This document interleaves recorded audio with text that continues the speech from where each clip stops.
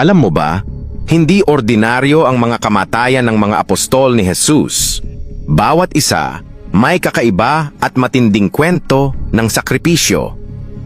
Si Pedro ipinako sa krus, pero pabaligtad. Sabi niya, hindi ako karapat-dapat mamatay na gaya ni Jesus. Isipin mo yan.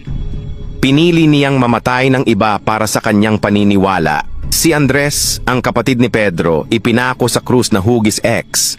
Habang nakakadena, nagpatuloy siyang mangaral ng salita ng Diyos ng 2 araw bago siya tuluyang namatay.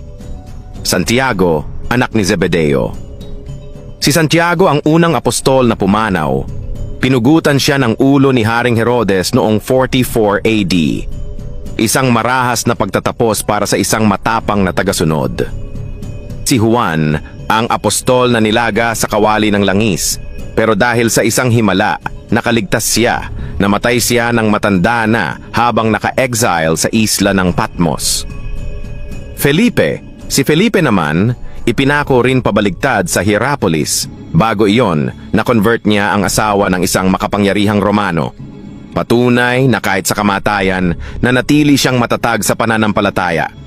Ganito katindi ang sakripisyo at tapang ng mga unang apostol. Handang isakripisyo ang buhay para sa kanilang paniniwala.